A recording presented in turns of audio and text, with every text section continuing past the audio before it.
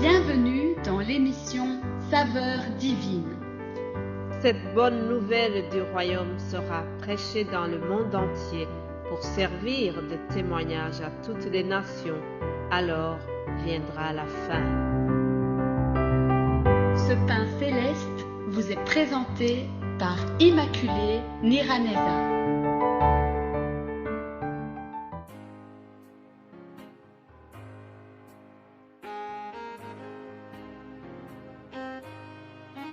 Bienvenue très chers amis à l'écoute de l'émission Saveurs divines. Quelle grande joie de vous retrouver après ce week-end. Nous sommes au mois de juillet déjà. Le temps passe vite, chers amis. Le mois de juin est derrière nous. Cette fin de mois de juin a été marquée par l'intensité du travail au niveau scolaire. Je félicite les élèves qui ont réussi leur fin d'année, ceux qui ont passé d'un cycle à l'autre. Il y en a qui passent au secondaire, il y en a qui vont aller à l'université. Tout cela, si vous avez bien réussi, en tout cas, je vous félicite et je remercie le Seigneur pour cela. J'ai eu quelques échos déjà. Vraiment, bénissons le Seigneur pour cela. Alors, je sais que tout n'est pas toujours brillant. Il y en a ceux qui doivent passer les deuxièmes sessions. Je vous encourage, chers amis. J'encourage aussi les parents parce que lorsqu'on est dans la tristesse de ne pas avoir réussi au premier coup, ce n'est pas toujours évident. Mais gardez la foi, gardez la confiance et surtout ne perdez pas courage. J'encourage vraiment ceux qui ont les deuxièmes sessions à faire. Que Dieu vous fortifie et surtout ne gâchez pas vos vacances à cause de ça. Alors vraiment ensemble, nous allons commencer ce mois de juillet en force. Oui, chers amis, commencez le mois de juillet en remerciant Dieu et surtout en confessant la puissance que nous puisons dans la parole de Dieu. Oui, vous avez l'habitude que souvent je commence par un psaume. Alors aujourd'hui, en commençant notre mois de juillet, j'ai choisi le psaume 23. C'est un psaume que la plupart de vous, vous le connaissez peut-être par cœur. Et si vous ne connaissez pas par cœur, franchement, je vous encourage à le mémoriser. C'est un psaume qui est rempli de beaucoup de paroles d'encouragement, beaucoup de paroles de confiance en notre Seigneur. C'est David qui écrit cela. Il dit « L'Éternel est mon berger, je ne manquerai de rien. Il me fait reposer dans de verts pâturages. Il me dirige près des eaux paisibles. Il restaure mon âme. Il me conduit dans les sentiers de la justice à cause de son nom. Quand je marche dans la vallée de l'ombre de la mort, je ne crains aucun mal, car tu es avec moi.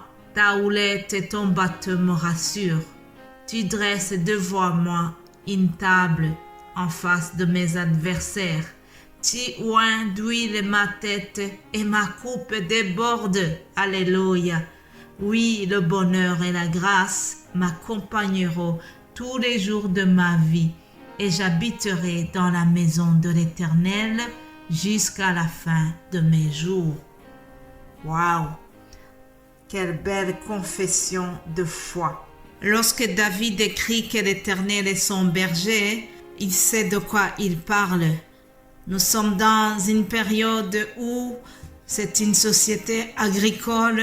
Les animaux sont souvent gardés par les bergers. Ils ne sont pas nécessairement gardés dans les fermes.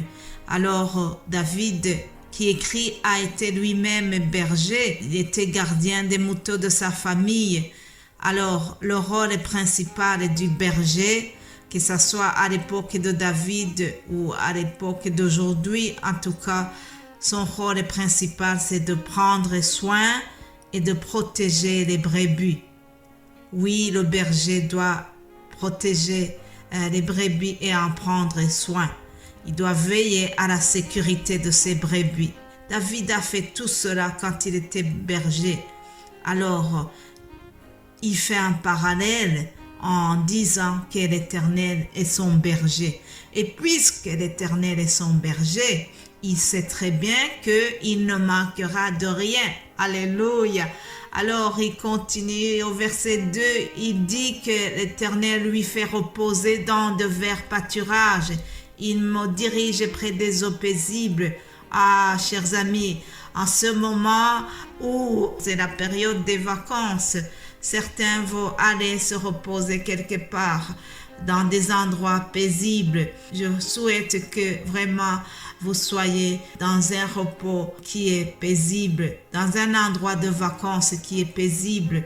Que l'Éternel vous donne un bon repos, chers amis. Au verset 3, il continue en disant que l'Éternel restaure son âme. L'Éternel, notre Dieu, il restaure les âmes. Ah, on n'a pas besoin de prendre rendez-vous ni de payer chez lui, mais tout est gratuit et il le fait mieux que tout psychologue ou tout psychiatre qui peut te consulter. Chers amis, pensons à consulter, à aller vers l'Éternel. C'est lui le meilleur restaurateur des âmes. Alléluia. David continue à confesser l'assistance de l'Éternel dans sa vie. Au verset 4, il a dit: si je marche dans la vallée de l'ombre de la mort, je n'ai pas peur. Mes bien-aimés de Dieu, au mois de mars 2021, dans le plein confinement, quand le Covid faisait rage, nous avons marché dans l'ombre de la mort. Tout le monde avait l'impression qu'il y a de la mort qui rôde dehors. Alors on avait tous peur. Je ne sais pas ce que tu traverses aujourd'hui. Peut-être que quelqu'un m'écoute justement en étant en train de traverser la vallée de l'ombre de la mort. Alors, si c'est le cas pour toi, cher ami, mon frère ou ma sœur, je prie que le Seigneur vienne t'assister, que tu n'aies pas peur au travers de cette vallée, que le Seigneur vienne te consoler et te fortifier au travers de cette vallée.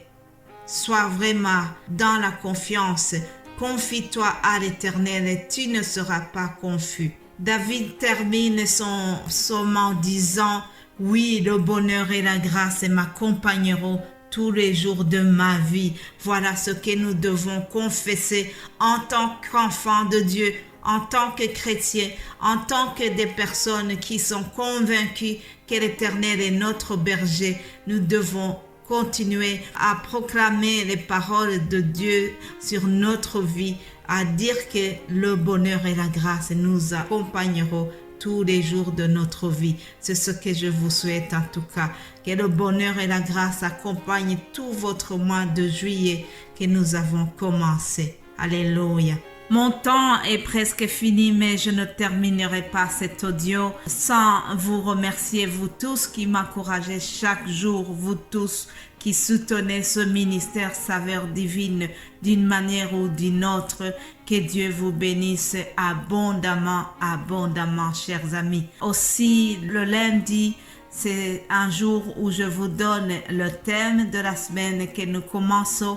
La fois passée, nous avons eu un thème qui nous rappelait à combattre le bon combat de la foi. Cette semaine, nous n'allons pas nous éloigner de ce thème puisque nous allons étudier l'épître aux Romains. Nous n'allons pas étudier tout le livre, mais nous allons voir le chapitre 12.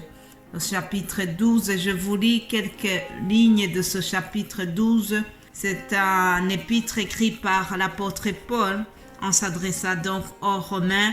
Et il écrit: je vous exhorte donc, frères, par la compassion de Dieu, à offrir vos corps comme un sacrifice vivant, saint, agréable à Dieu, ce qui sera de votre part un culte raisonnable.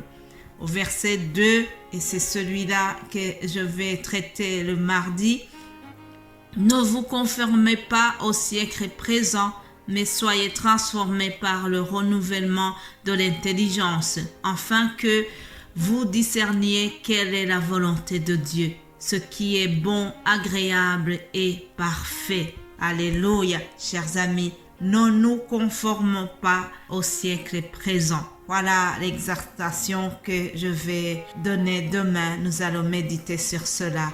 En attendant, je vous souhaite un bon lundi. Je vous souhaite de bien commencer la semaine et bon mois de juillet, chers amis. Que Dieu vous bénisse. Que le bonheur et la grâce accompagnent toute votre vie. Au nom de Jésus-Christ. Amen. Amen.